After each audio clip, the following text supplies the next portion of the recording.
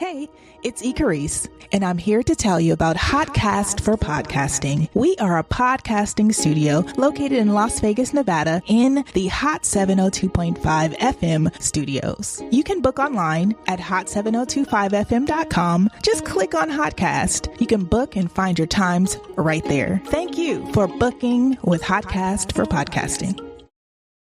Keep your radio dial right here. You're locked into the hottest news station on the planet. Hot 702.5 in FM sound. Blazing today's hip hop, R&B, and pop music. Keeping your radio on fire. Bringing you the hottest, realest, riskiest talk shows live 24/7 on hot7025fm.com.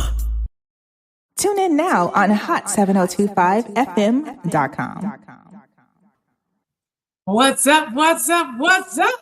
702.5 listeners and jokers. How y'all feeling this Thursday? Welcome in. Today's subject, I'm super excited. Well, first of all, I'm your host. I got ahead of myself. For those of y'all who are new to Laugh Therapy, I am your host, Jeaux King, your favorite comedian. Y'all be sure to pull up on us this Sunday because your girl got a popping comedy show starting Sunday at C3 Seafood on South Decatur. Pull up on us for seafood boils and, of course, your favorite comedian. So that'll be at 8 p.m. on Sunday. Today's topic is super dope.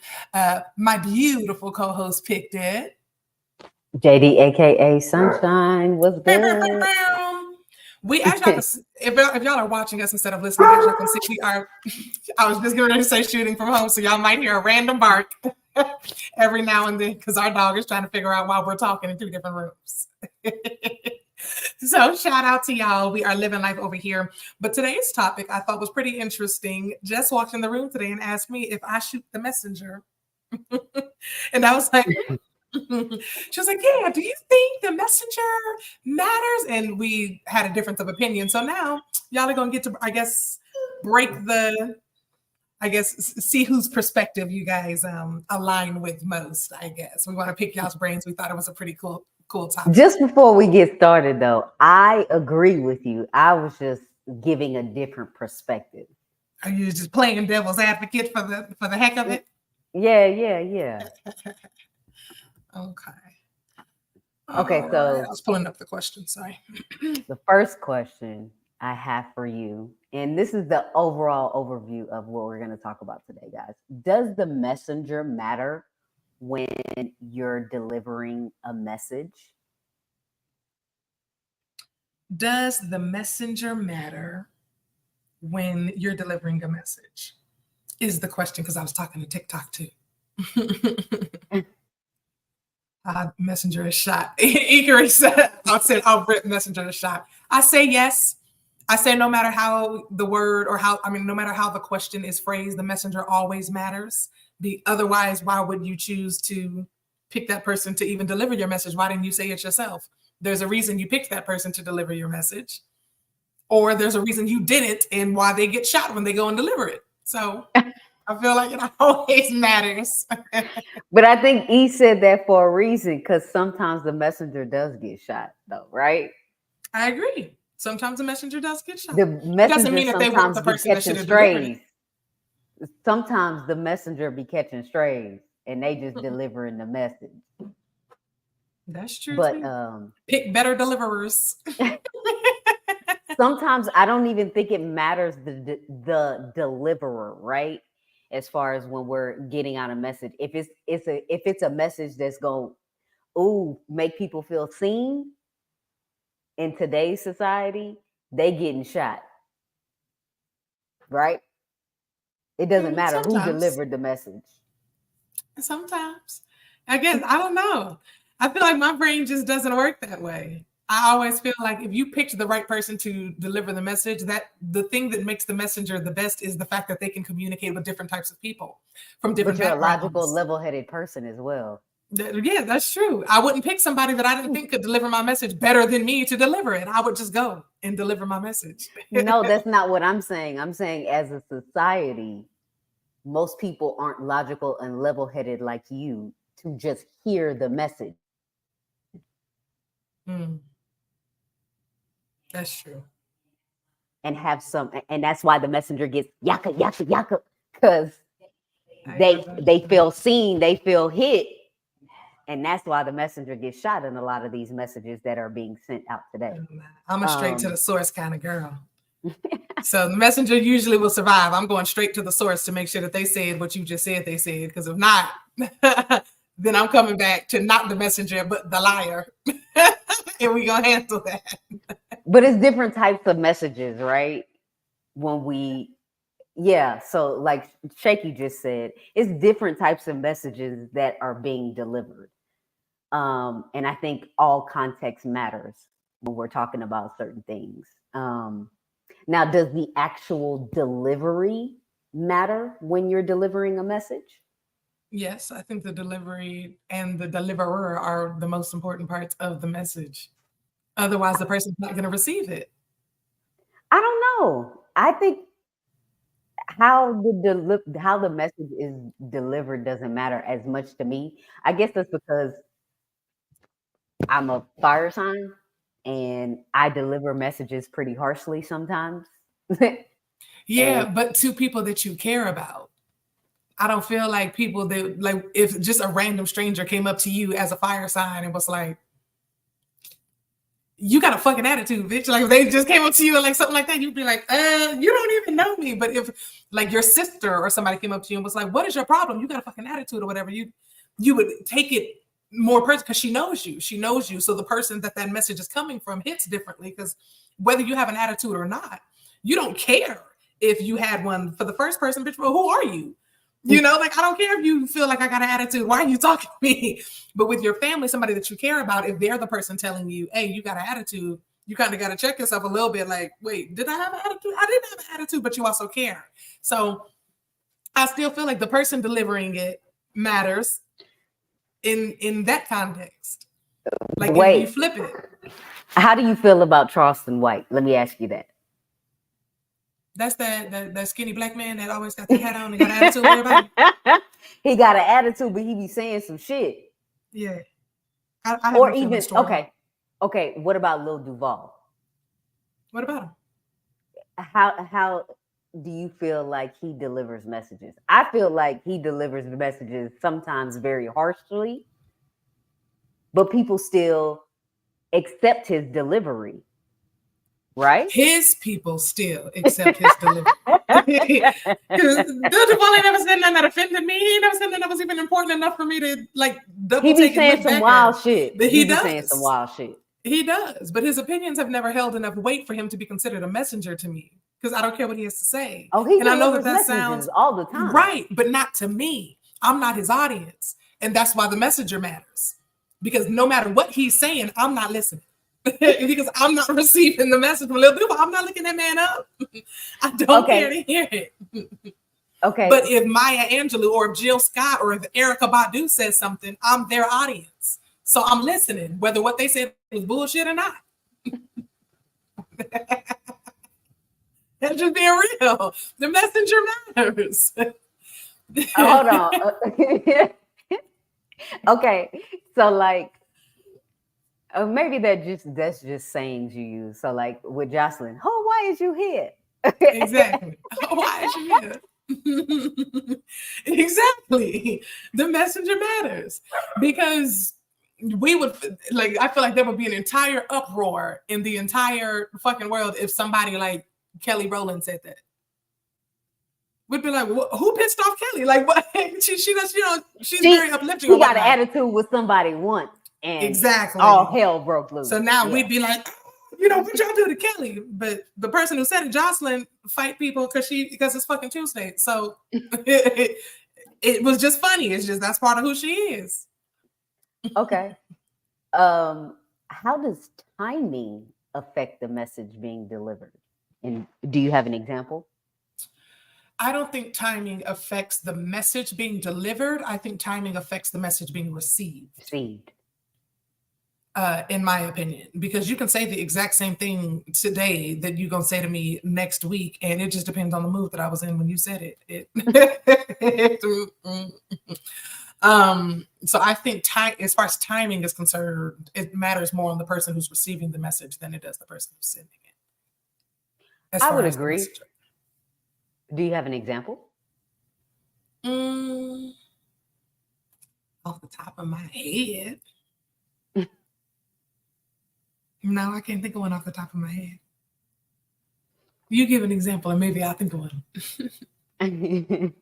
I'd say for me, with all of the stuff that's been going on as far as family wise and the message that I've been trying to deliver for months, I think me delivering that message when I was at the very end of my rope and basically begging people to understand my message, I think they saw the desperation, and in that moment, the timing mattered. Like, oh, she's not really fucking around no more. Okay, this isn't anger, it's passion.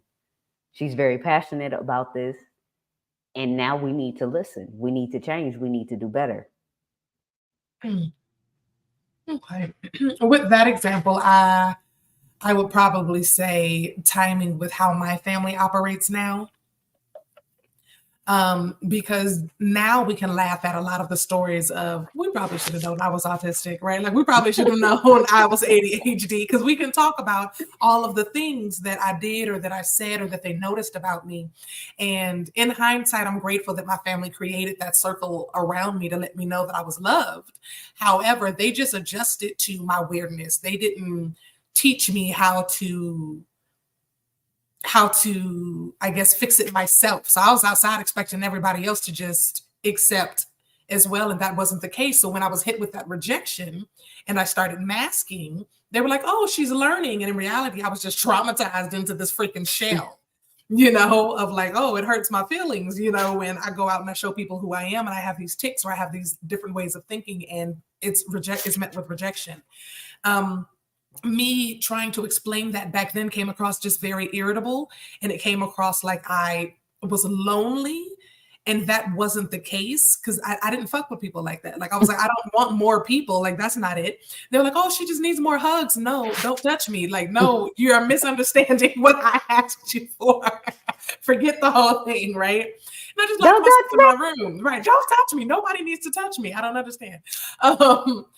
But now, like as an adult, and then after them just knowing after all of these years, like I have my specific ways of things and getting the diagnosis, I could have a conversation of, hey, this is what I feel when you do this. This is what it translates to when you do this or when you say this. This is what I need, right? When I need help with the kids or when I need to communicate a need or something like that, I feel like this, and I can just say that and everyone can come together. But they weren't in a space, and we weren't in a space to do that back then when I was going through it as a kid. Do you think that's because you weren't able to properly communicate what was happening? Yes, and there was no like societal language for it. When we were growing up, autism was just hyper as hell. Yeah, autism and ADHD were drastic, and they were automatically issuing drugs. And my family didn't want me on drugs because I could keep up with everybody. I was smart. I could do the work. I just got bored. And I usually knew what you were going to say before you finished the sentence. So I would finish the sentence for you. And that has a tendency of annoying adults when you're a kid. So, it caused difficulty then because they didn't want me medicated by labeling me with those type of titles. And society's a lot more open to it now than more of us are speaking up. Neurodivergent people are speaking up. So I also think timing worked in that they were more receptive, whereas they were probably trying more so to protect me back then. Okay. What are some key qualities that make an effective messenger that you think? I think the ability to have multiple perspectives, to understand. I think being somebody who's understanding, because you can understand what other people are saying behind their words. I think that's one of the things that makes me a great communicator, because people have a tendency of saying something in a way that doesn't offend you, even when what they're trying to express is that you've offended them. Because people don't like conflict. People don't know how to fight out here. I don't know what the problem is. So when I was growing up, I just said what I wanted to say because I knew I could fight. If you were that hurt about it, we could take it there. But also, if you wanted to talk it out, we can do that as well. I feel like a lot of people are so afraid of the conflict that they either go head first into it and they come out super ragey and aggressive because they're trying to scare you into not wanting a conflict, or they automatically sugarcoat what they're actually feeling instead of just telling you what they actually feel because they're afraid you're going to come with conflict. So once you learn, I don't know if it's just me with being good with pattern recognition, but once you learn how someone communicates, I think one of the most important things is trying to understand their perspective. Once you know what they want from this conversation, you can, I don't want to say manipulate it, but you can manage that conversation however you want from there. Once you know what they desire from the conversation. So I think the ability to determine that makes a good messenger. See, I think you're looking at it on a micro level, and I'm looking at it on a macro level. Mm-hmm. I'm thinking about people who speak to large groups, not just in that way, but that is also in my perspective. So I was just thinking about qualities, and Shaky's on here. And something she said a long time ago kind of stuck with me. Doing drug counseling, that's a part of one of the things that she does. And she was like, these people, they don't want to listen to people who have never been through the struggle before of being addicted to drugs or doing some type of drugs. They don't want to listen to them because they haven't been through it. So I think that's where my second part of my perspective comes from, as far as what we were talking about earlier. And we'll get into that. But I think some of the key qualities that make an effective messenger is experience, compassion, and empathy, right? And sometimes those can look kind of conflicting because you can be compassionate, you can be passionate and have empathy, but that passion might sometimes look a little stronger than the empathy side. Does that make sense what I'm saying? It does. I think you can fake those things though and still get the message across. Ooh. Several precedents. How so?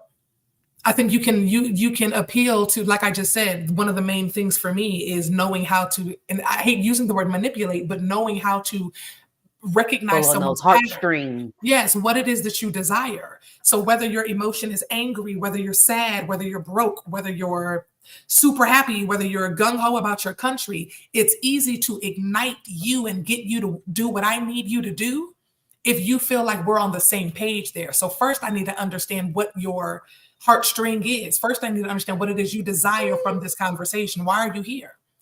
And then you play up on that. So a lot of people who are doing campaigns, they don't have to actually be compassionate. And they show that because they promise all these things and then get up there and that's not even on their list of things. But they know that it's on your list of things. If I'm going to a room full of 25,000 people, my team has done their research, and 18,000 of those 25 are really upset about the schools. I know that when I go out here and I say something about the schools, I'm going to have hella listeners. I'm going to have so many people already like, Bert, because 18,000 people already said that that's what they want to talk about. Then all I got to do is place a couple finely worded words, a couple fluff words here or there that ignite what it is that you want. So whether I'm happy about the school, I'm sad about the school, I'm angry about the school, it's easy to pull on your heartstring because I have your interest now. I need to know what your interest is. I think that's what makes a good communicator, because then once you know what they want, you can communicate with anybody. But if you don't like me, then there was no reason for us to communicate at all, because you weren't going to listen to it no matter how good of what it is that I was saying. If Trump goes to one of these black churches right now, a real black church, and he really gets to talking, it's whether or not you want to listen. It doesn't matter because he's Trump. Ooh, to some people, they're going to be like, and still it's heavy on the fuck him. And it's going to be, we supposed to be doing better. We supposed to be doing better.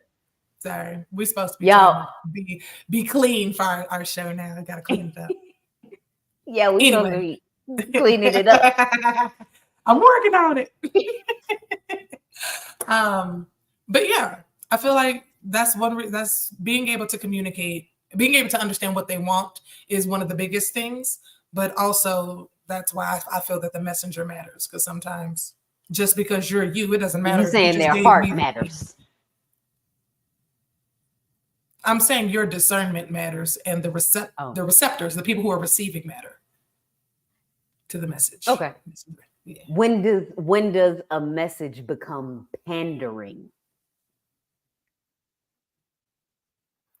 When like what I just said, when you're faking it, when you don't actually care about the message that you're delivering, you just care that the people go along with it. So there's no follow they through. feel You're saying understood. Yeah. They have no intentions of following through with the message that they're delivering. Yeah. So like I'm thinking back to like when Hillary Clinton was running for president, people were saying she was just pandering, going around to different Black radio stations and dabbing and we sure they pulled that hot sauce out her bag and it was the wrong hot sauce. Girl, and look, they know that's Chiquita. What is that? Chiquita hot sauce? That ain't even us. Get out of here. We didn't go to Tabasco. I was so upset. I was like, oh no, the culture. What? She's like, I got hot sauce in my bag too. And it pulled it out. It was like, girl. Yo, she rolled hard on the pandering though. But what if she was for real about the things that she was gonna do? We just didn't give her the chance. I just think people didn't like her. And that's why the messenger matters. That's why. It didn't matter what she said. It didn't matter what she said. Some of us knew she was telling the truth. She had my butt, but still. Some of us knew she was telling the truth. And still, because it was coming from her, they were like, absolutely not. Okay, let's talk about a polarizing figure like Candace Owens. Mm-hmm. Like a lot of her shit, lot of her stuff, we totally disagree with. But some of it, we like, all right, she on a little something now. I can hear that. So I feel like sometimes necessarily the messenger doesn't matter in those type of instances, because we don't mess with Candace Owens at all. But some of the things she said is be like, oh, she on point with that one. So that's why I feel like sometimes the messenger doesn't matter. It's sometimes we just need to hear it. To the people who can differentiate that, the people who can still receive from people that they know that they don't mess with. Like we can remove the emotion from it and still hear what it is that anybody has to say and say, oh, okay, they were spitting. I still don't mess with them, but they were spitting. I get that. Put that in our back pocket. Most people don't do that. They have to be hard on something or hard against it. I don't understand why most people choose not to be versatile, because I reserve the right to change my mind, baby. I reserve the right to change my mind about people, about things. That was my main message to my family was it is okay to change your mind. But I think some people don't want to change their mind because they'll have to admit that they were wrong or admit that they thought about things wrong or handled something wrong, like somewhere back there that it wasn't right. Like, because if we go back, I forgot what show I was watching Boomerang one night while you were asleep in the bed. And like, there were so many things wrong with that, what they were doing in the office. Mm-hmm. I was like, yo, today, everybody would be fired. The whole office would be shut down. It was wild. Like if you go back and think about how we used to think about things and how things are thought about now.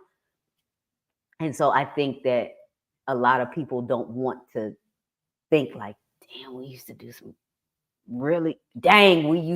really messed up stuff back then, or our thought process was really messed up back then. And some people don't want to acknowledge that. Mm-hmm. That conditioning was real. Go ahead. I was gonna say what we were trained to accept. How do you think, in the case of like Hillary Clinton, somebody who people just didn't like or didn't believe her message, how do you think or what do you think she could have done to try to overcome those biases?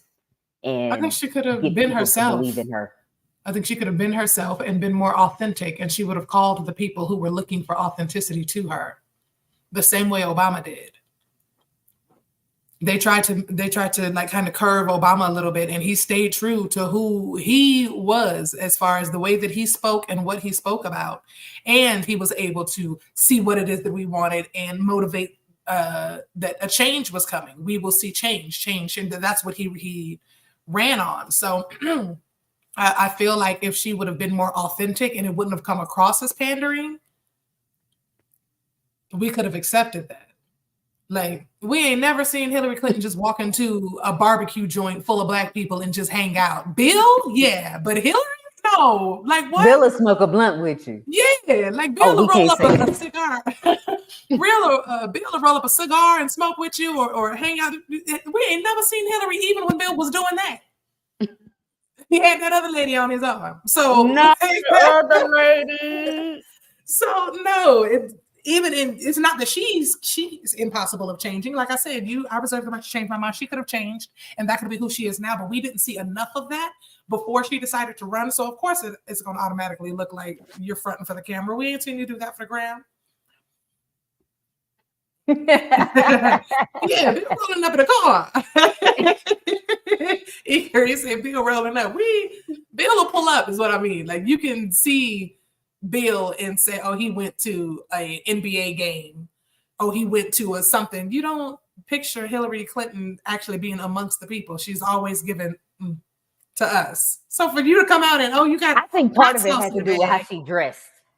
That too. She dressed like a Star Trek character. I was going to say, she's been dressing like a church auntie for about 40 years now. She's been dressing like a gay church auntie for about no 40 shade years. No shade to Hillary. Hillary, we was gonna vote for you if we had the opportunity. Yeah, no shade. Sure was. No shade. I believed you, girl. I think depending on the message, so there's different levels of messages that we talked about before, right? And I think depending on the message that you're trying to deliver, because like someone who had been battling addiction and they finally overcome it, they had to do the work.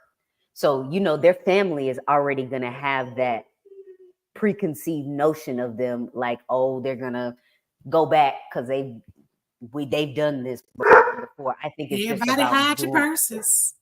Yeah. Crackhead Uncle Tracy coming. Yeah, I hide your purse. I know Tracy finna pull up. But yeah, everybody has that preconceived notion, yo dog, Lord Jesus, already in their head. And I think it's just about doing the work to change how everybody feels about you. And it's not easy to do. That's the hard part, is trying to get everybody to change their biases and their preconceived notions about you when you're trying to deliver but also that message. It wasn't easy to make them start side-eyeing you either. We get chance after chance after chance to family. So you finally got to the part, right? Bring me my air fryer. Go play with me. When your crackhead cousin come and rob you, no. Eventually you gotta cut folks out. I didn't mean to make this about me, but I'm just saying.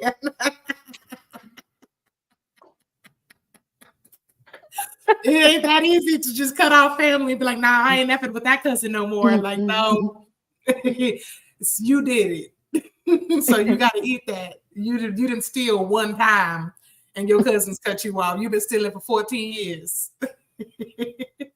So you need to give us at least 20 and you getting your act right.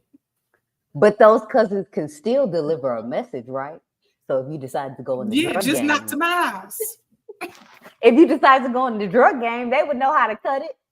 Mm-hmm. And then they'd rob you. Where to deal it? Nope. And then they'd smoke it. It's nope. Teach you all that and then rob you and smoke it. Your arms is folded. You upset. Me back my air fryer.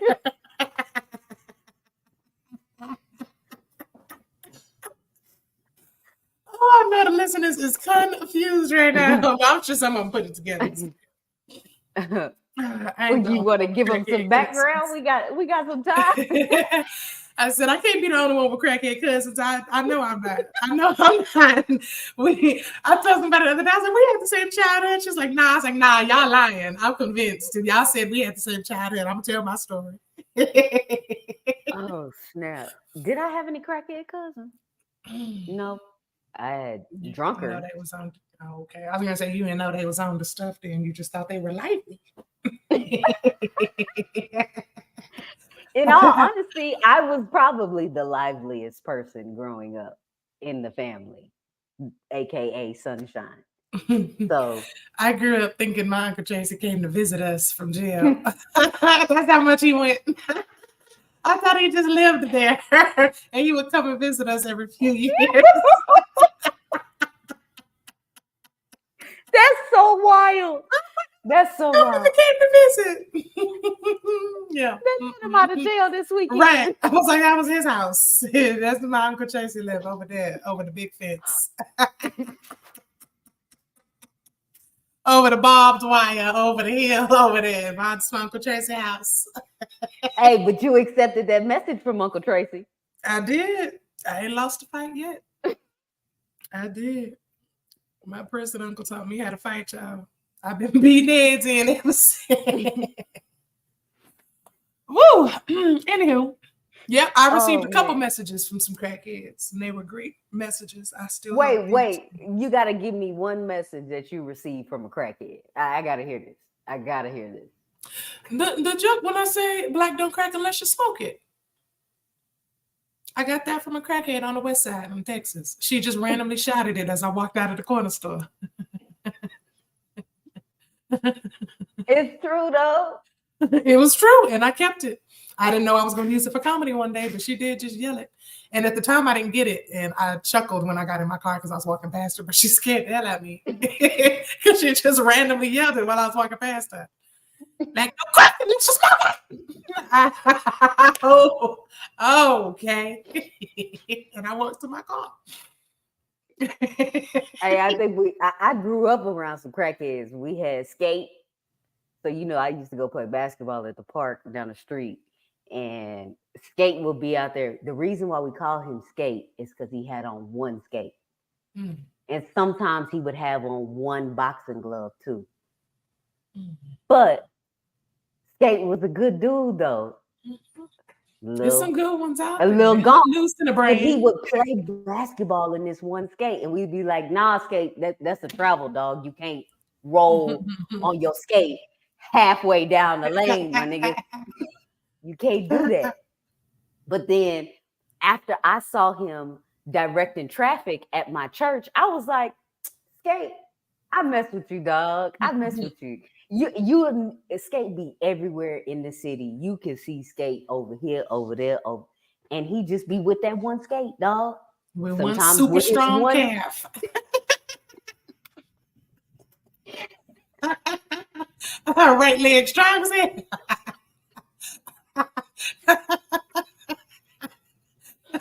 Skate try to run. We're gonna take our full speed in a circle. Strong as leg. Why we have to? Oh God. Woo! I'm sorry. Finish your cute story, baby. I mean, just go in on your friend like that. I don't even remember. Look, I never had a conversation with Skate, but he was a good dude, and he would drop dimes sometimes on us when we would be out there playing basketball. But sometimes his credibility is lost because you running around with one skate on and one boxing glove. I'm sorry, the dog. There was a crackhead that sat outside. What was it? It wasn't the Calvary Center. It was one of the centers in San Antonio. I can't remember. It may have been the Claude Center. But he used to always rock back and forth and say, "It could get worse. It could be worse. It could get worse. It could be worse." And that's all he would just rock. And he would just walk past people and say that it could get worse. It could be worse. And I was like, Are you warning us, or are you like telling us to be grateful? Like, it's depending on if you're an optimist or a pessimist or what. You could take that message so many different ways. It could be worse. It could get worse. So I was like, are you telling me something's coming? Are you telling me to be grateful for where I am? Like, where's this coming from? Never learned his name, but he was always out there. That's what he just walked past everybody and go, could get worse. Could be worse. Sometimes messengers come in different forms. That's why I think it necessarily doesn't matter about the messenger as much. But like if R. Kelly came and was trying to tell us about sexual abuse is wrong, nigga, we know that's why you sitting in jail. Right. Like we knew that already. You couldn't deliver that message. we knew that already. The 40 years you've been doing it, we knew already. Yeah. Yo, that's wild. How can a messenger tailor their message to fit the cultural and social context of their audience? They have to be more involved in those cultural and societal things, because somebody else telling you slang or telling you about the neighborhoods or about the people or whatnot is not going to make you able to connect with them the way that you think. And that's why a lot of these politicians and leaders and stuff are still very disconnected, because they're afraid to go just amongst the people and hang out and chill. And what kind of people do you think you're leading for you to be afraid to come amongst us? Because that's wild too, to me. Why do you want to lead a country that you're afraid of? That's crazy. That's wild. You should be able to walk the streets. You should be able to go into Target. You should be able to come without fearing somebody getting ready to snipe you from building 6. Like what is going on? You know, what kind of people are we? So I think the messenger matters for the people who are meant to receive that message. I don't think that God gives you a message to deliver to folks that ain't meant to receive that message. So I feel like the messenger matters because Beyonce can say the same thing as Rihanna, and Rihanna can say the same thing as Lizzo, and Lizzo can say the same thing as Mooney Long, but their followers are still going to be different just because they are who they are, and the type of people who see themselves in their reflections are going to follow whoever they relate to. Well, now you didn't say it. You didn't say something about the mirror. Whoever it is that you connect to and you can see yourself in their reflection is going to be the person you can receive the message from. If you can feel like, oh, yes, I can achieve that, or yes, I can be that, that's what draws you to people. That's how you find your people. When you and I started dating, you had a master's degree, you had done 10 years in education and at a job and things of that nature. I was a single mom of 3.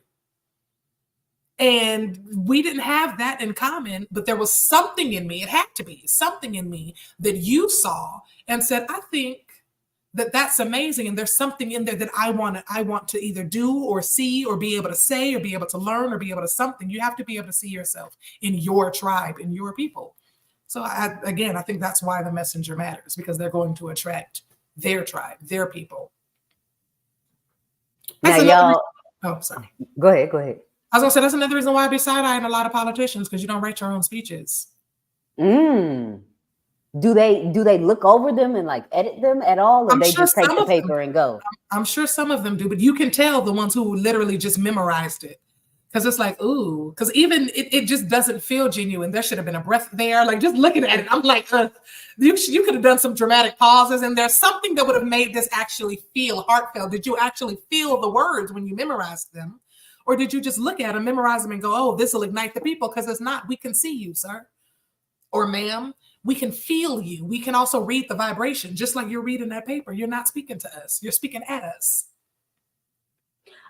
I think that's why it's so important when we say the people who are in Congress and all of these seats of power are people that were born 70, 80 years ago when we were still segregated. Like they don't have a beat on what's happening today, because a lot of their mind frames are still stuck back then when we couldn't drink from the same fountains. Who was it? Somebody came, he's running for president. Remember I told you? The black man. He's respected. You're not Carson. You're not talking about Carson, are you? No, Dr. Oh, with the hair. Yes. With the hair. Salt and pepper hair. Cornell? Yes, Wes. Cornell, yes. So he came, and you can tell the difference in the generations, because he came and he was trying to ignite us in a way as though we were still in like the 60s. And we're like angry at the cops right now. And not to say that we're not angry at them, but our anger is different. It's placed differently. And the way that he was speaking was as though we were getting ready to go march on Selma. And I was like, you lost half of your crowd. This isn't your audience. Everybody in here are 80s and 90s babies. We have a different relationship with the cops than y'all do. We fought them. Like, I feel like a lot of us would be a part of the Black Panthers right now. Yeah. We were back in the 60s. I was like, our generation is kind of about that life, sir. Like we are not the we shall overcome, hug it out generation. We're the pull up and say and what we said, what the fuck we said generation. So we say what we said, yeah. So just being able to tell the difference in that, the disconnect in the generations. That was interesting to see. I was like, I don't think his message was received very much by the people that were in the room. How do you think he could have changed his message to fit the audience? I think if he would have tried to come in and speak more so to the compassion and the power that we hold, instead of trying to come in with we're the underdog tone, and trying to come in and trying to ignite our anger instead of our power, I think he would have connected more with us. If he would have talked more about our buying power, and if he would have talked more about our intellect, we just don't have the resources. We haven't had the resources to do what it is that we need to do. We have the intellect, we always have. We have the strength, and they know it. We always have. We have the buying power now, and they know it. That's why they want to keep us as buyers and not sellers. We have them. Like, if he would have ignited, like gotten us in a like unified sense, like, yes, we have everything we need except the resources, he could have not only brought the room together, but he also would have made more money. Because we've been talking about resources this entire time. Resources gets us a better education. Resources get us better this. Resources get us better this. Now I'm running for president and I need resources so that we can get these seats together. Boom. I think he would have gotten more people to come in and be like, oh, wow, yeah, this is all we need. We need to come together so that we can have the resources. Instead, he was trying to talk more about the divide. And we don't want to hear that right now. We all standing here now. What you got to say to us? Yeah. What is the change? What's the plan? Like? Well, yeah. What's the move? What's the solution? It's kind of what everyone was sitting there for. And I was like, that was a mistake. You lost us. Yeah.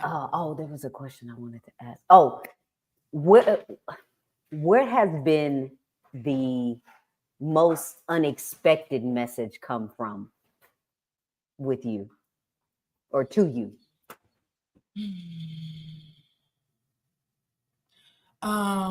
Where I am clairaudient, so I can speak or hear spirits.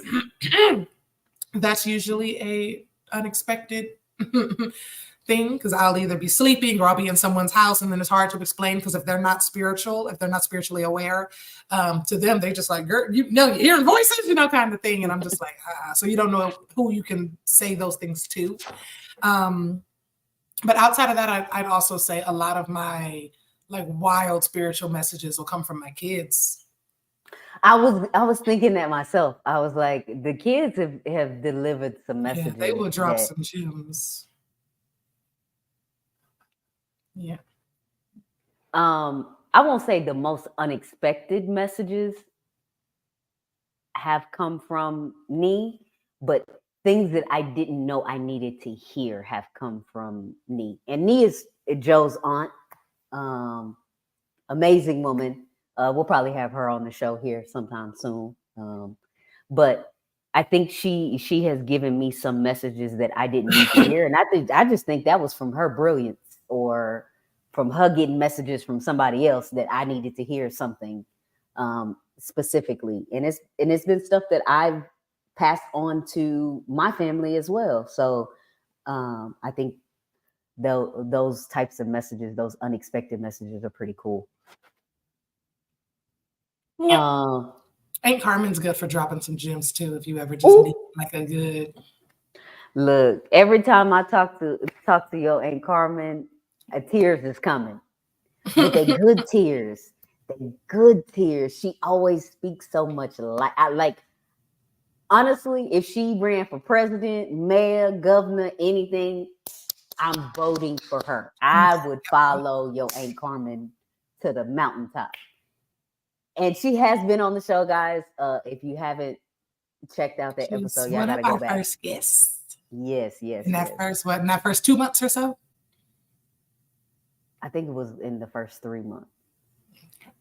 But yeah, that was a dope show. We gotta have her back on at some point. Why do you think this topic is significant? For the messenger? Yeah. I just think it gives you a perspective, somebody else's perspective. Because for me, like I said, my answer doesn't change. I think the messenger is important because they're the person charged with delivering, which means you need to know who you're speaking to, what you're speaking about. And you need to be credible. So that tells you, I think that answers, I don't know. That tells you like my train of thinking when it comes to that. If somebody says the messenger doesn't matter as long as you can receive the message, I think they're thinking of it from a standpoint of someone able to compartmentalize emotions that way. And then if someone just absolutely says like, yes, 100%, the messenger is the only thing that matters, they're not thinking from a receptor's point of view. They're probably someone who likes to hear themselves talk. That's a gem. Yeah. Saying only the messenger matters. Yeah. I never thought about having that perspective because I feel like sometimes the messenger does not matter. But this topic is actually, like we said at the top of the show, I came up with this topic. I think, so I was laying down in bed and my mind's just wandering, right? And then I started thinking about all the family stuff. And I was like, yo, I wonder if my message wasn't being received because of who I am. Like I didn't have enough clout in the family in this area. Mm-hmm. So that's what made me come up with this whole thing. And that's why it's significant to me because I'm trying to work it out in my head. Like, is it because of who the messenger was that they couldn't accept the message? Like, what if this message would have came from, I don't know, my mom or somebody else in the family? How would it have been received? Does that make sense what I'm saying? It does. I don't think I've ever thought of myself that way in my family. I wonder how important, like how much weight I hold. Like, I've never, no. That's a really interesting way of thinking of yourself. Like if you didn't have enough clout in the family, I ain't never cared.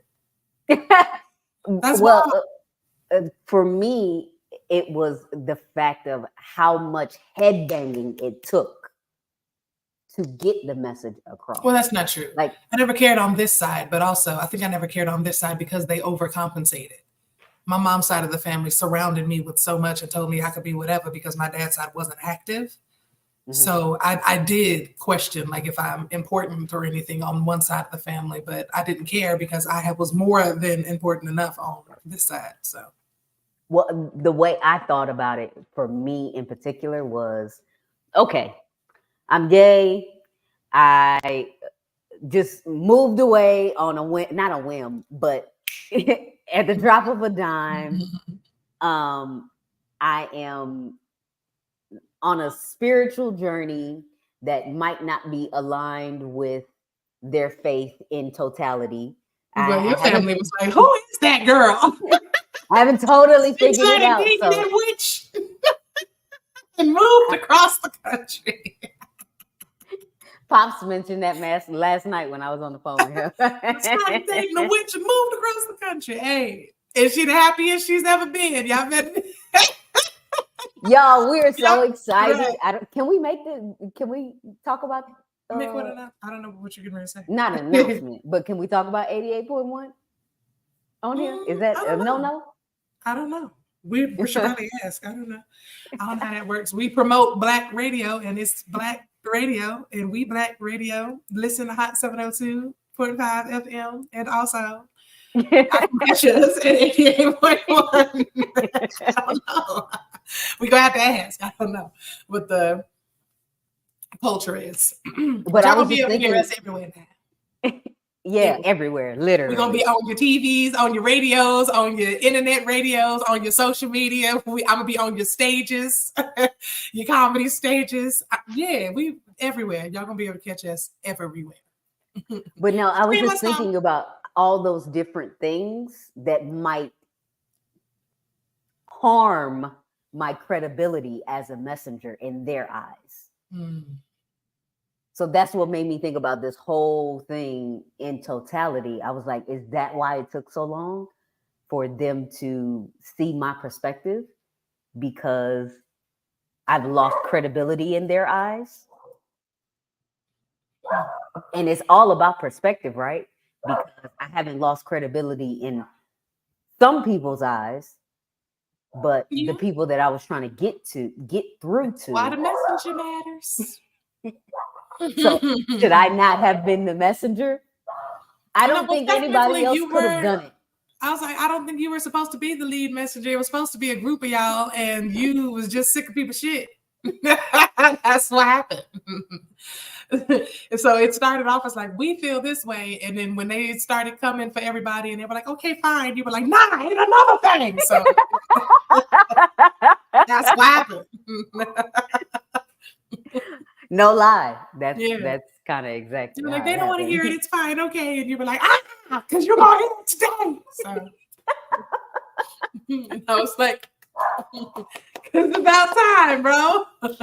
That's been me my whole life. Now y'all gonna hear it. It's so tiring though. Being a messenger. I was like, until eventually people start listening and they know that you're telling the truth and that you're passionate and you mean what you say. Because now, like when I call my family and I'm like, this is what happened, they know that that's what happened. That's it. Okay. And this is how we need to work through it and da-da-da-da-da. Because any other time I don't care enough. I won't even remember it tomorrow. I'll be upset for 15 seconds and then I'm like, all right, things will be great tomorrow. Like it's fine. So if I was actually upset enough to call them and talk about it, like they know we need to pay attention. We need to stop what we're doing and we need to pay attention. And eventually you'll get to that stage as well. Because now you're starting to talk about it. Make folks listen. Whoa. I think Sheba just made me lose my train of thought. God dog it. It don't even matter anymore. King is going crazy. Tell them where we got a minute left. Tell them where. Well, hear this message again, y'all. You can catch me every Sunday at 8 p.m. If you are in the Las Vegas area, every Sunday at 8 p.m. we are creating the funniest culture in Las Vegas. We have a fire DJ Ambeezy on the ones and twos. Your favorite comedian, Joe King, yourself, and I will also be featuring some of the funniest local talent here in Las Vegas. Every Sunday at 8 p.m. we have seafood specials, so y'all come get you a seafood ball and some great ball, yes, and some great drink specials as well. Every Sunday at 8 at C3 Seafood Bar and Grill on South Decatur. That's 2605 South Decatur. Come see us every Sunday at 8. Crack a laugh and a crab leg with us. And of course, you guys can catch us every week right here on Thursday, 4 p.m. For our great subjects. We will see y'all next week, guys. Again, I am Joe King. Y'all can follow me at King Me Comedy. Tell them where to find you, baby love. JSD Sunshine 4 on Instagram. I finally got on Threads, y'all. So I'll talk to y'all. Me too. But it's King Me Comedy on everything. So Instagram, Facebook, TikTok, King Me Comedy on all social media platforms, guys. Thank you guys so much, and we'll see y'all next week.